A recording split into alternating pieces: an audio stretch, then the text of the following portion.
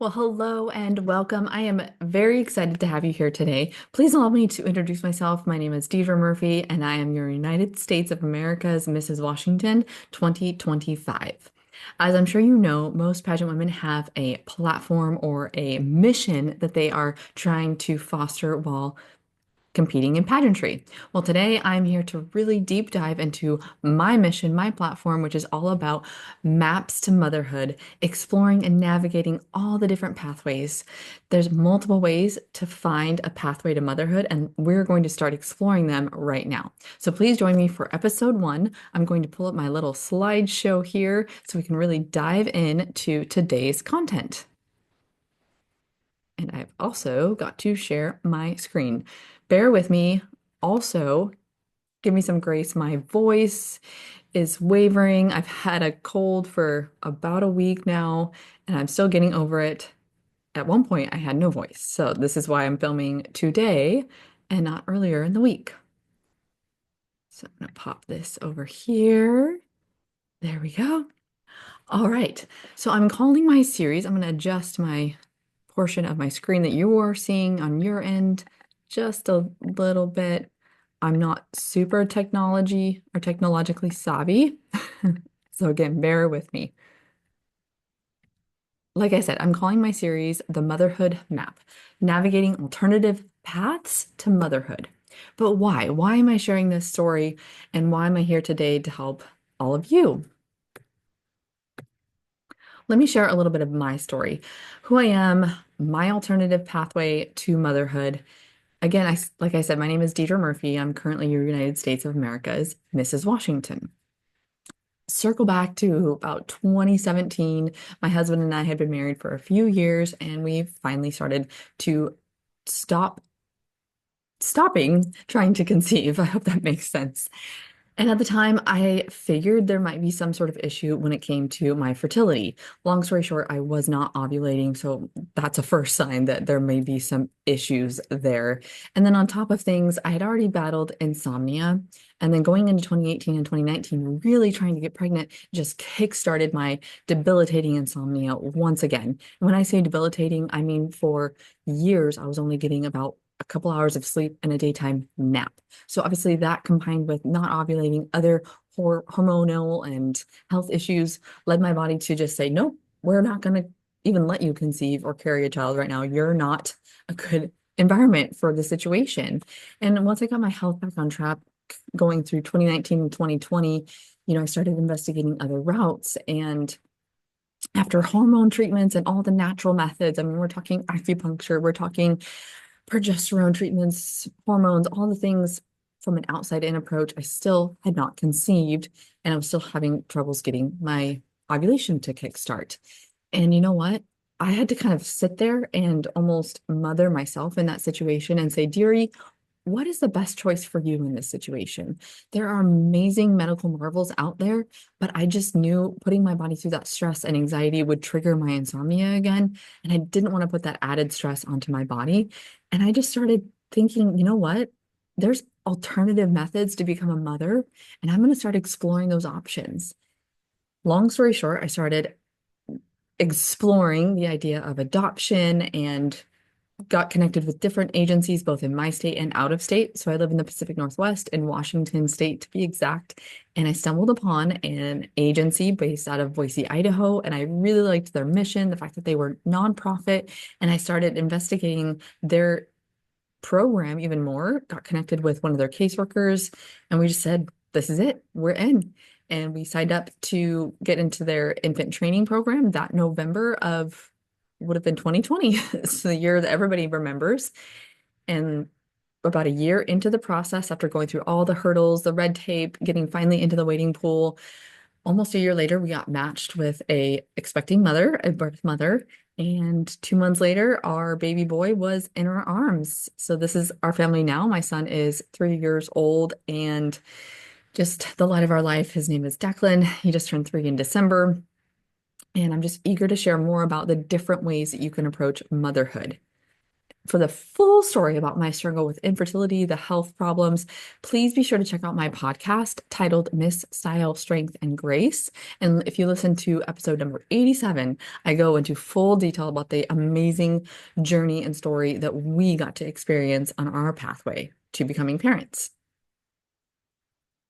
All right, let's talk about some stigmas around infertility. Why is there issues when it comes to talking about it as women, sharing about our stories, or even just talking about our struggles? When I was going through all this, there was not that many people that I talked to about our situation. And jokingly, I always wanted to quip back with a negative comment. I never did, but there was somebody in particular that would always ask, when are you guys going to have kids? When are you guys going to start a family? And I really wanted to quip back very snarky and say, I'm actually barren. Thank you for asking. I didn't, though.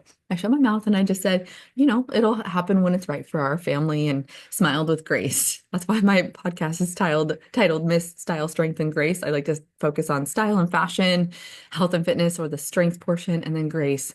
Ooh, pageantry, grace with ourselves, and just having an attitude of gratitude. Anyway, other stigmas around infertility. Our culture surrounding pregnancy and birth, whether it's religious culture, modern pop culture telling us that you either must get pregnant naturally or biological is best, or just the hurdles that we have to jump through in order to try and start a family. Nobody really talks about it. There's lack of awareness when people are trying to conceive. Nobody knew that we were going through this silent struggle, and I didn't share about it, even with some of my friends that were fertile myrtles that could easily get pregnant. And I know part of that too was they didn't want to hurt me and share their stories, but I never wanted to rain on their parade. Especially one of my good girlfriends, when she got pregnant with one of her children, she was like, I'm so sorry that I'm having to tell you that I'm pregnant again. And I said, girl, don't dim your light. I'm amazingly happy for you and your family. I'm so thrilled that you get to grow your family in this way.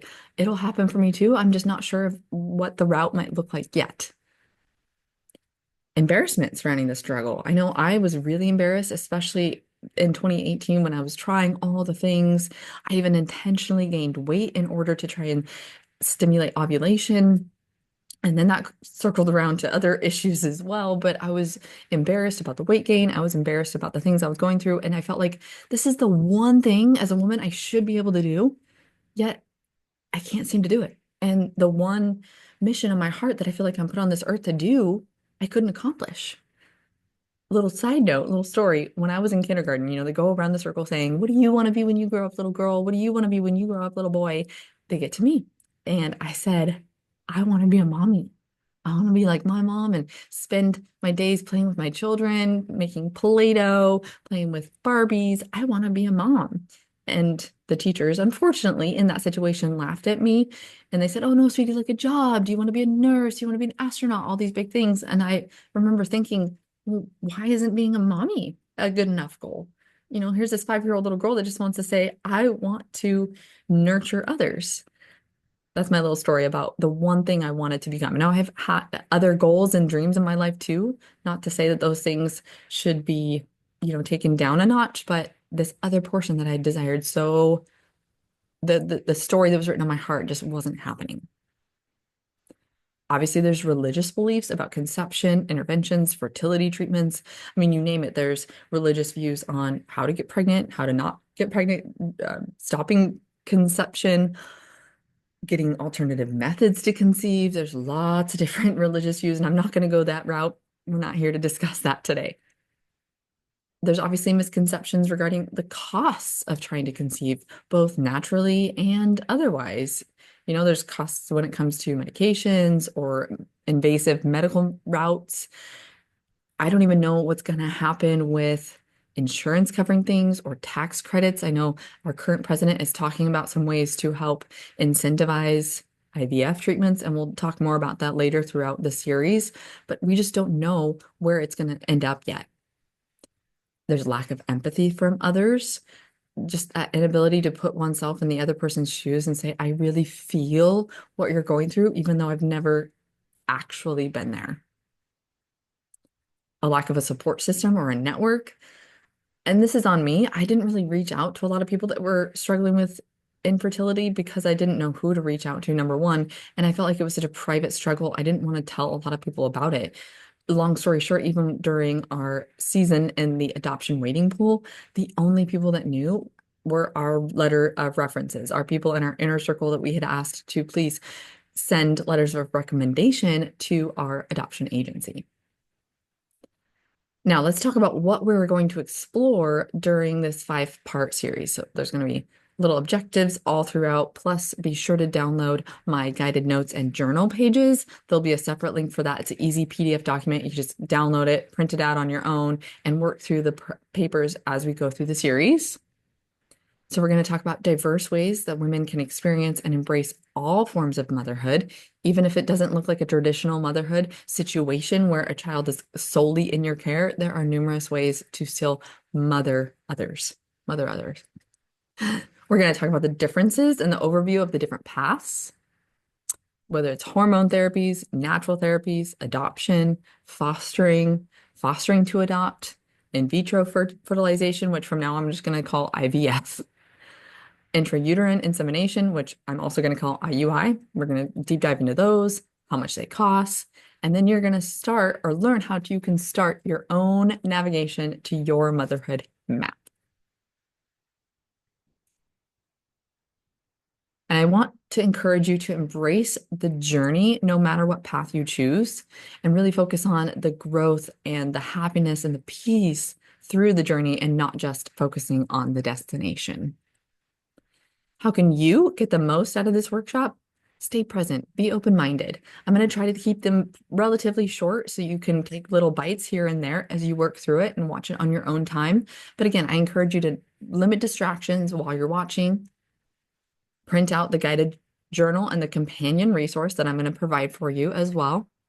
And then fill out the journal as you complete each episode to begin your pathway and your personal discovery. That's really going to help you. So then it's not overwhelming when you get to the end and say, oh my gosh, I need to go through all these guided notes and journals. Just do them a little bit at a time, right? How do you eat an elephant? One bite at a time. And I encourage you to please share this workshop with your friends and family that might be interested in exploring alternative pathways to parenthood. Also, head to my podcast. Not only do I share my story of infertility and how we became parents, but I'm also sharing inspirational stories of women who chose assistance in order to conceive, adopt, or even foster. And then also follow me on social media for more empowering content and conversations. My links are here below on Instagram. I'm at Style by Deidre. Also, USOA Mrs. Washington. And then on Facebook, I'm Deidre Murphy or Miss Style Strength and Grace on Facebook. But I believe you can also search Style by Deidre and it'll still pop up. So I look forward to seeing you on all the different platforms and beginning this conversation.